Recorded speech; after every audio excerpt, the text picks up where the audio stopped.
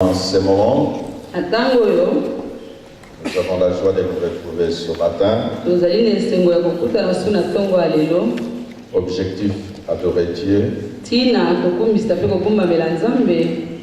par nos chants, par nos prières, par nos offrandes et aussi l'écouter nous parler. Quand on comprend ces objectifs du culte, cela aura un impact dans notre esprit. Cela permettra au Saint-Esprit de travailler dans nos vies.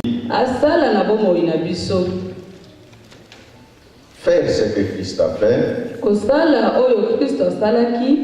c'est le thème de l'année. Faire plus encore. C'est dans cet aspect que nous sommes en train d'apprendre comment Christ a fait. Et cela nous a mené au chapitre où nous parlons Christ et le Saint-Esprit. Nous en avons parlé dimanche passé, même les autres jours là. Et nous continuons d'en parler. Ce matin, en parlant de Christ et le Saint-Esprit, nous allons dans la phase où nous avons dit qu'est-ce que le Saint-Esprit faisait en Christ.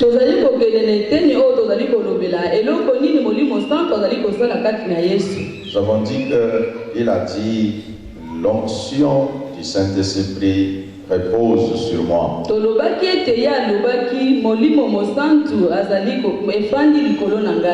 Pour annoncer la bonne nouvelle aux pauvres. Pour guérir ceux qui ont le cœur brisé. Pour délivrer ceux qui n'ont pas la capacité de se défendre. Pour dire aux prisonniers que vous êtes libres. Donc quand je réfléchissais sur ces termes, dire aux prisonniers que vous êtes libres,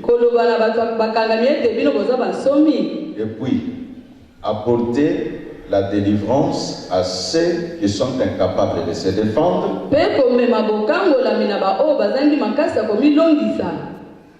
Apparemment, ça paraît être la même chose. Donc, ça parle de la délivrance. Mais nous voyons là la délivrance à différents degrés. À ceux qui sont prisonniers. Voilà, un prisonnier revêt son caractère. Il est enfermé, mais une autre personne part avec la clé. Retiens ça. Parce que quand je vais commencer de parler de Christ et la délivrance, nous y reviendrons. Alors, annoncer, c'est la délivrance à ceux qui sont incapables de se défendre. Donc, l'on voit par là quelqu'un qui subit les attaques, mais il est incapable de résister à ces attaques. Mais avant toutes ces choses,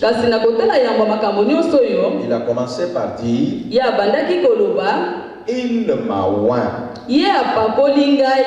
pour annoncer.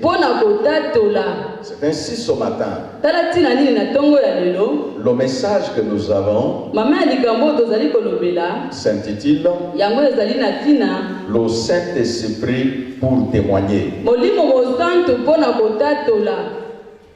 En évoluant, j'ouvre une parenthèse. Dimanche prochain, nous commençons 2 cultes. Les 2 sont différents. Le premier, donc celui du matin, là j'enseigne et je montre les différentes vertus de la parole de Dieu. Tandis que celui du soir, donc c'est un culte charismatique. Là, nous disons un culte d'expression. Donc, quelqu'un s'exprime. Quelqu'un permet au Saint-Esprit de s'exprimer par lui.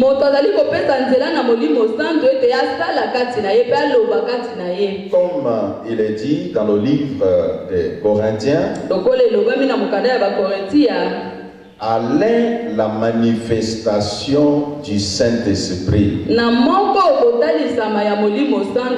Donc le soir quand nous venons, c'est pour dire au Saint-Esprit, je veux que tu te manifestes et que je me dispose aussi que tu te manifestes par moi.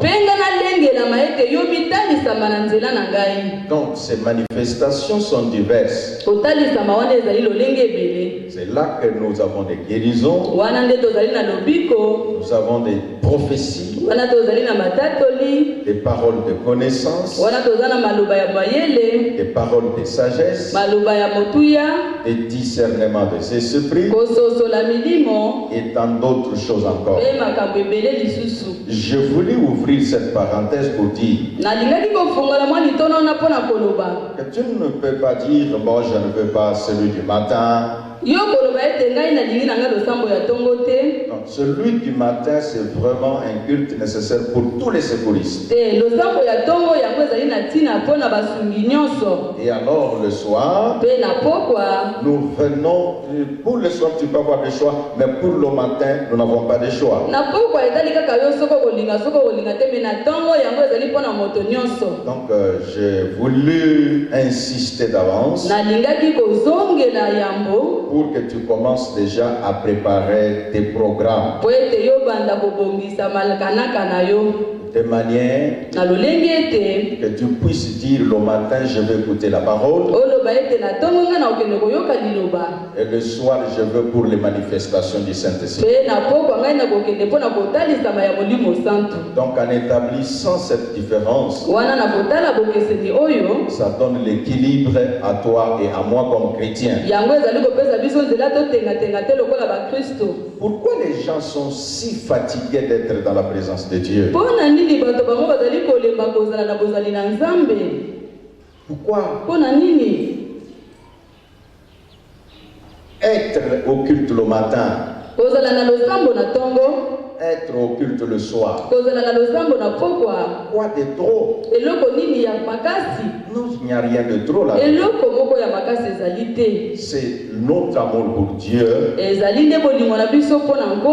qui peut faire que nous disions à Dieu, ta présence me fait du bien. Comme disait David,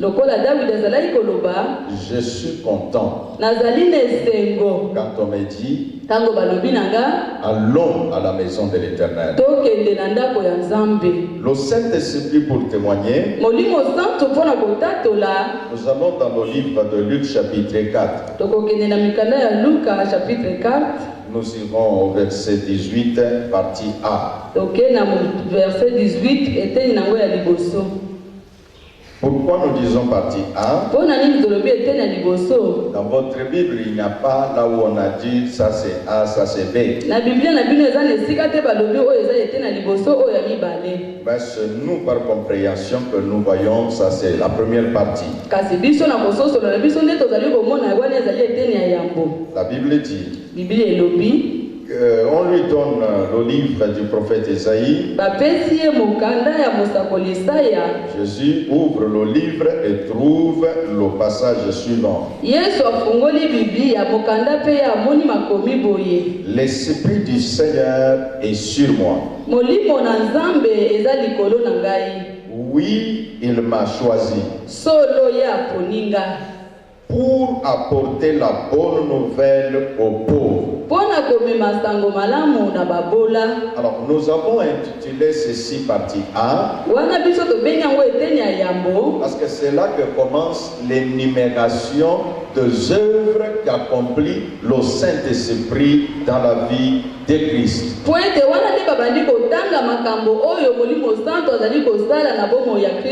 Alors, par rapport à ça, nous aussi, comme Christ a dit, faire ce que j'ai fait et faire plus encore. Et là nous disons, dans notre communion, dans notre attachement au Saint-Esprit, le Saint-Esprit a des choses qu'il fait dans notre vie. Parmi ces choses-là, il nous donne l'onction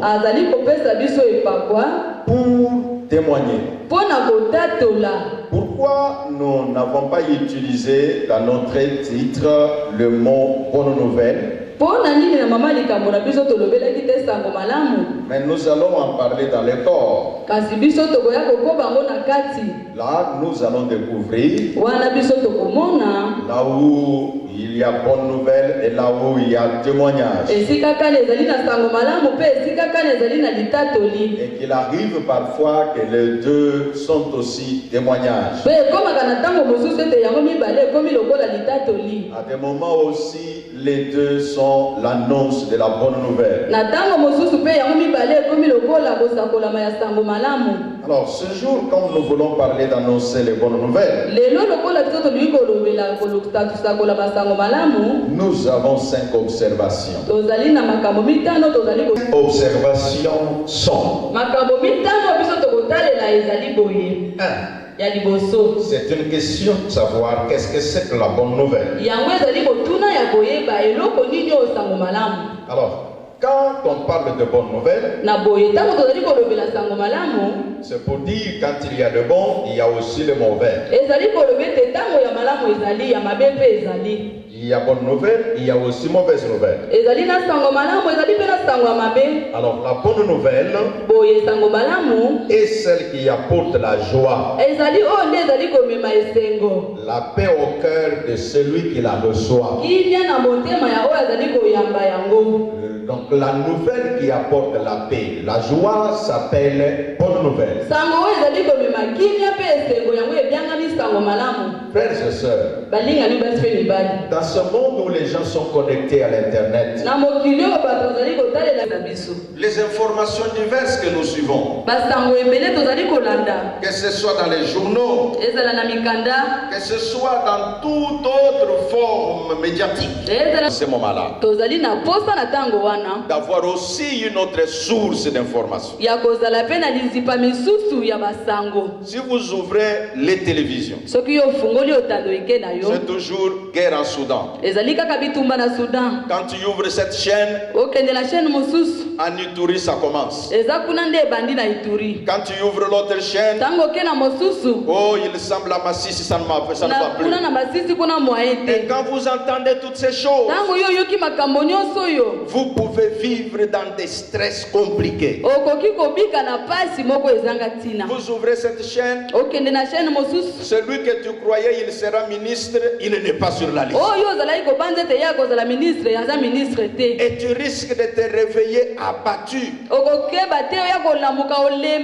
Et là Dieu dit, le Saint-Esprit, l'onction que Dieu nous donne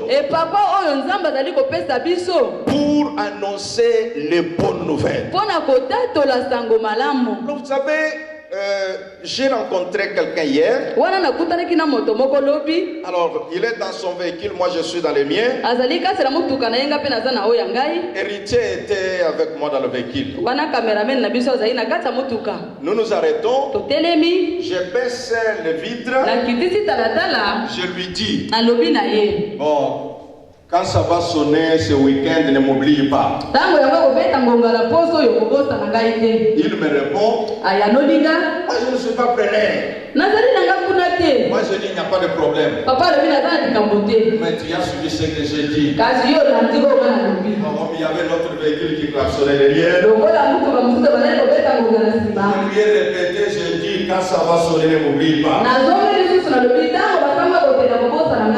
Et alors nous partons. Et il est 21h. L'ordonnance s'est publiée. Et le ministère est sur la liste. Alors je me dis, mais s'il va se rappeler de ce que je lui disais il y a quelques heures. Alors il va dire, ah, c'est monsieur-là. Je vais dire à quelqu'un, nous avons besoin d'une autre source. Donc l'onction du Saint-Esprit qui puisse nous permettre et à cause de lui nous soyons capables d'annoncer de bonnes nouvelles. Donc je dis à cette première observation, c'est que la bonne nouvelle. Deuxième observation, exemple à suivre. Alors dans cet exemple à suivre, quand vous prenez le livre de 2 Rois chapitre 7e, verset 3 jusqu'au 5e, et puis le verset 9, là de quoi il est question? Il y a une situation qui s'était déroulée en Samarie. Alors qu'est-ce qui s'est passé? La Bible dit, en voyant la famine qu'il y avait, alors les gens étaient découragés, les gens étaient fatigués, les gens étaient affaiblis, mais il y avait encore des personnes très faibles. Il s'agit très faibles. C'était les 4 lépreux. Et ces 4 lépreux, voyant ce qui s'est passé à Samarie, ils se sont dit, si nous entrons à Samarie, d'abord là où on nous a chassé que nous sommes des lépreux, alors si nous y allons, je disais 2 Rois chapitre 7. Verset 3 à 5. Et puis verset 9. Et ces lépreux, dans leur découragement, mais ils ont pris courage aussi. Ils se sont dit, nous entrons carrément en Syrie. Et là, comme il y a à manger, si l'on nous laisse vivre, alors nous allons vivre. Et nous aurons à manger. Si on nous tue, tant mieux, il n'y a pas de problème. Alors si nous allons en Samarie, ça ne marche pas.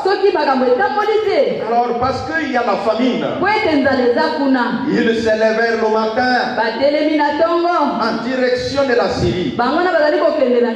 Et quand ils se sont levés, la Bible déclare que l'on a fait, Dieu a fait entendre en Syrie comme si c'était les chars de combat qui marchaient.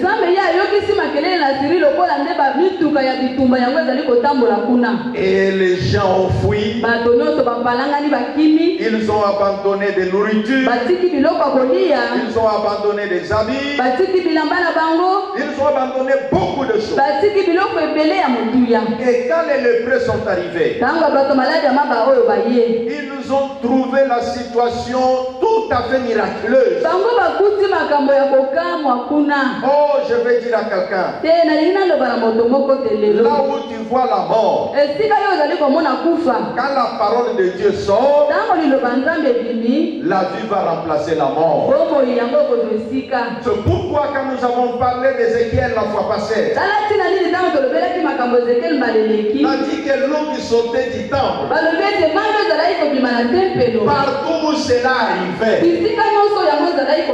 ça donnait la vie. Quoi ce matin? J'ai un message pour lui.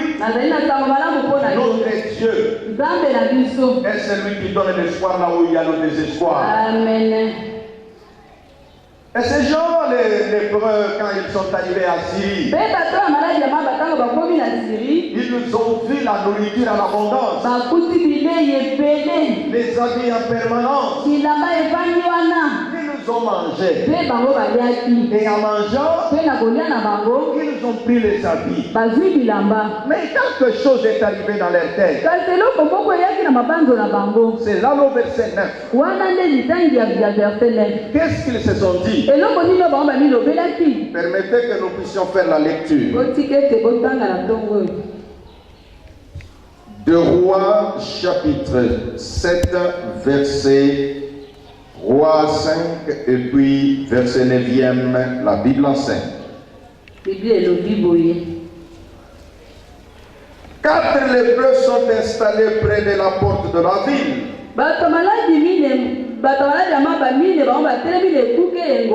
Ils se disent l'un à l'autre, pourquoi rester ici à attendre la mort? Si nous décidons d'entrer dans la ville, nous ne trouverons rien à manger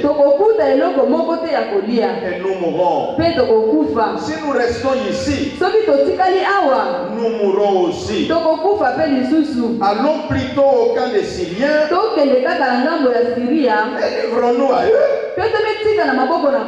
S'ils nous laissent en vie, tant mieux nous vivrons.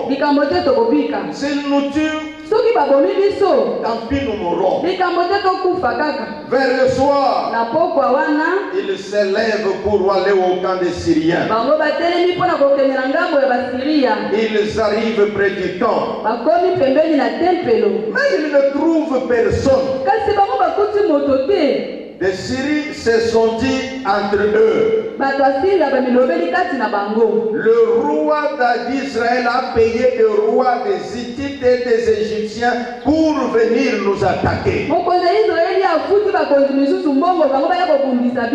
Là je me dis que dans la vie, les gens qui échouent, ce sont ceux qui refusent de prendre de risques. Mais les gens qui acceptent des risques, il y a toujours des miracles inattendus. Des hommes de décision, ce sont des personnes qui réussissent. C'est pourquoi vous voyez ces gens, ils étaient les hommes de décision, en disant nous ne resterons pas ici. Mourir dans cette condition, non, nous allons là-bas. Puis-je dire à quelqu'un que l'onction du Saint-Esprit permet à l'homme d'affronter le cas adverse. Donc je disais, ça c'est un exemple à suivre. Être un homme de décision. Au lieu d'aller au culte charismatique, là où tu peux recevoir la grâce du Saint-Esprit, toujours je vais chez l'oncle. L'oncle même quand il te voit, il dit ah il vient. Et il calcule déjà, il cherche des réponses à te donner. Mais le Saint-Esprit, si tu t'approches de lui, non, il fera pour toi des choses que l'homme ne peut pas faire. J'ai écouté le témoignage, l'enfant Gracia Pagan qui m'a parlé. Alors, je dis ses propres termes. Je parle de l'huile d'onction. Alors l'enfant a dit comme de temps à autre, elle a toujours eu le problème des oreilles. Et un problème grave, donc elle entendait comme si le vent soufflait, comme si le bruit, des douleurs invraisemblables. Elle a pris de Novalgine pour atténuer, pas de solution. Elle a parlé à sa grande sœur. Ça ne va pas. Elle a commencé de pleurer. Et alors elle a dit bon, l'huile est là. Et alors on a pris l'huile. Ils ont prié. Et on a appliqué l'huile. Et l'enfant dit, quelques minutes après, a senti comme quelqu'un a fait quoi ou quelqu'un qui était à un autre endroit qui a été transféré à un nouveau milieu. Et tout ce qui avait comme douleur disparaît. Et sa grande sœur me dit, elle attendait pour voir si demain ça va revenir. Après demain il n'y avait rien. Et lendemain il n'y avait rien. Et quand Gracia me parlait, elle dit papa parle vraiment de moi et à mon nom parce que vraiment moi je n'aurais pas le courage d'expliquer ces choses.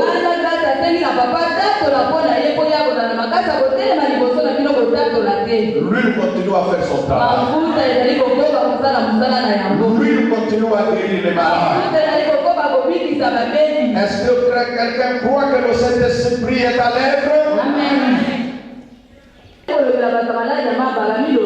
Le verset 9. Les lépreux se disent entre eux.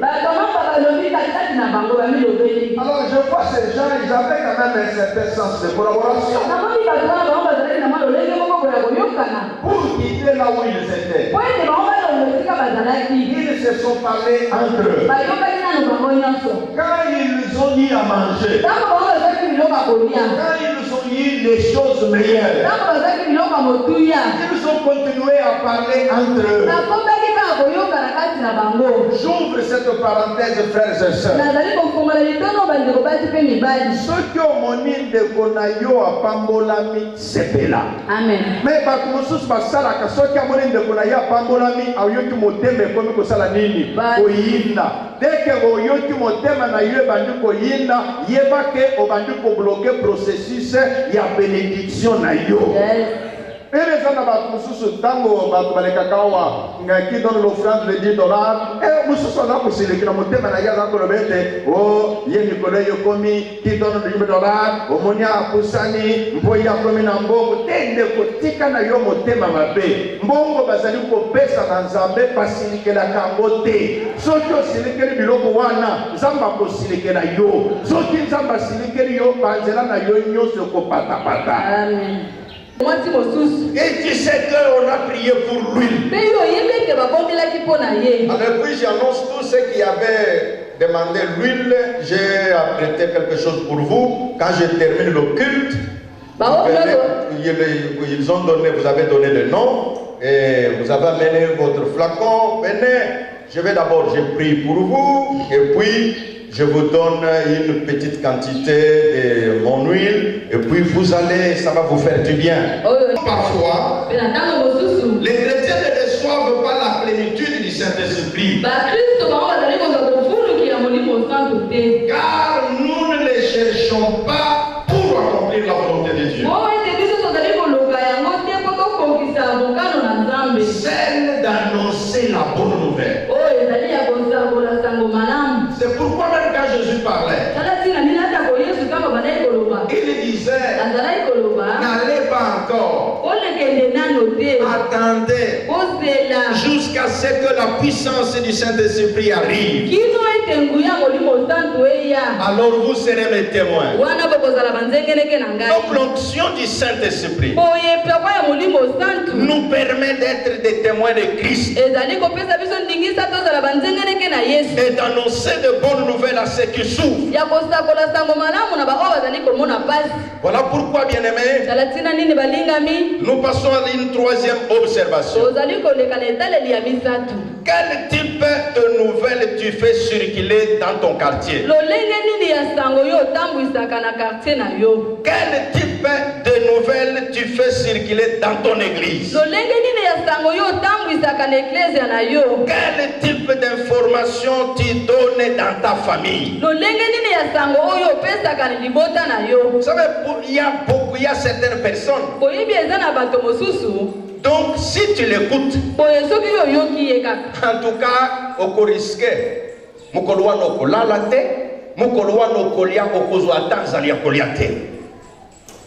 Pourquoi? Parce que sa façon de parler, c'est toujours de mauvaises nouvelles.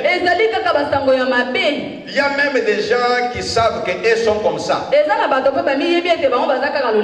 Si vous parlez avec lui, il peut te dire Keba, nakulobela yo malomi bale okulalate. Serre, ce que vous avez dit, c'est que vous avez une bonne nouvelle. Amen. Et puis, comme ça, alors voilà, il y a salaka, ceux qui n'ont pas le yoka, ils ont moko, ata uzarju kolia, nanzali silio. Il y a des gens comme ça.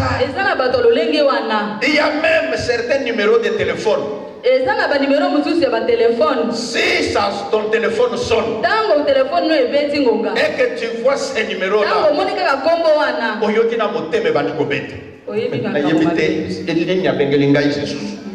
je ne sais pas. Est-ce que c'est ça ton numéro de téléphone? Quand quelqu'un voit seulement ton numéro, moteme banduko pasuka, moteme banduko bank.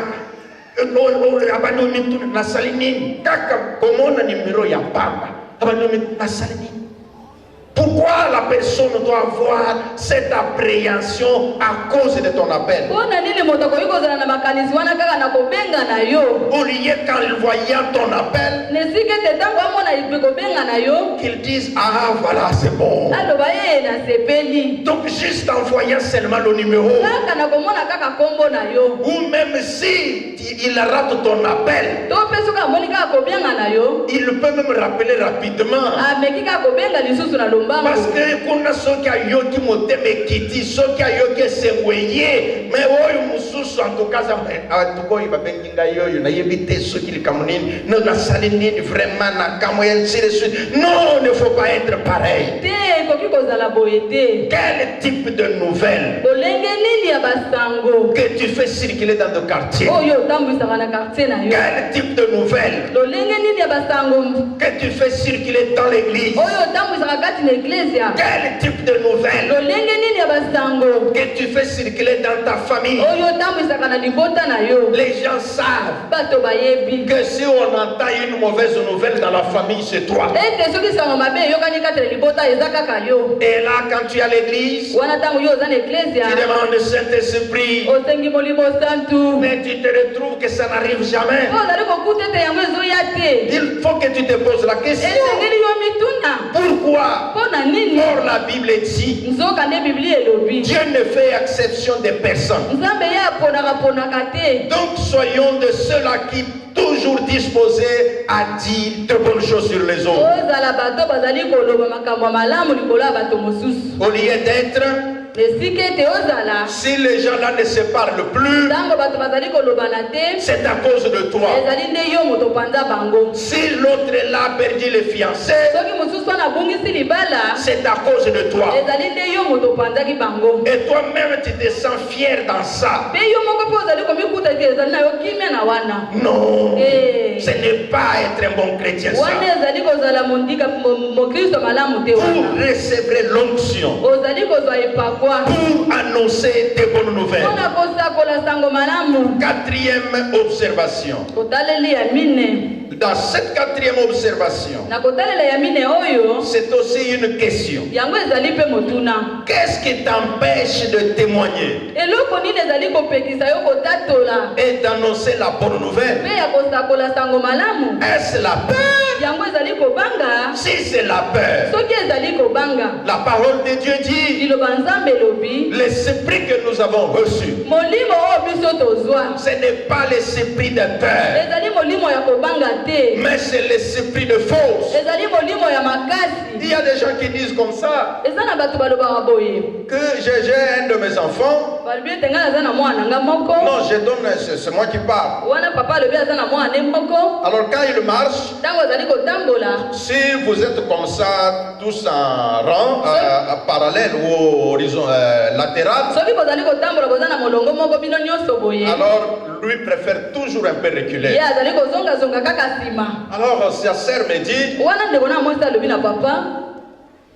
et celui qui parle, c'est la petite sœur.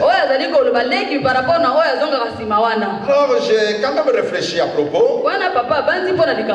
J'ai observé. Et quand nous marchons, la personne a toujours tendance de se mettre derrière moi.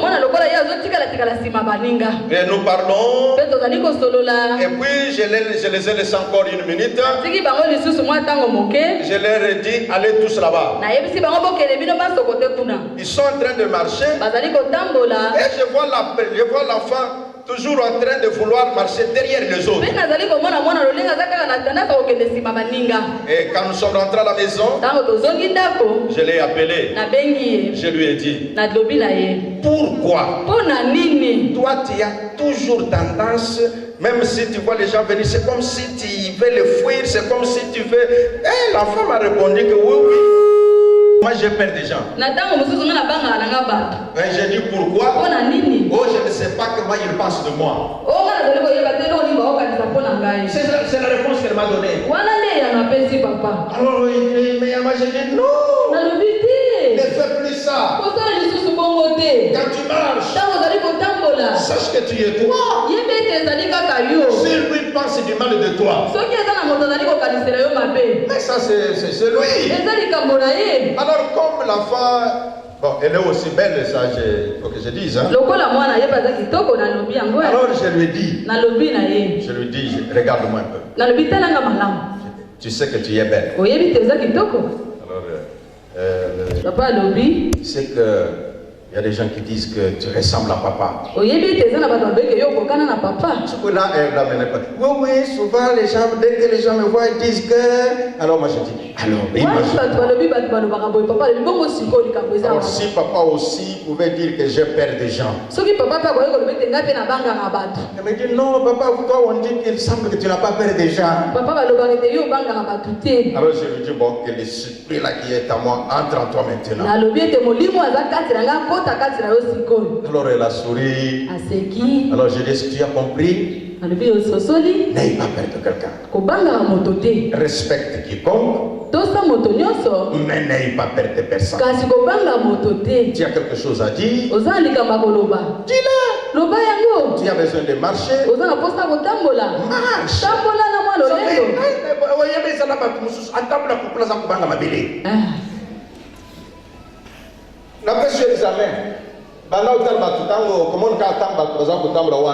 Alors,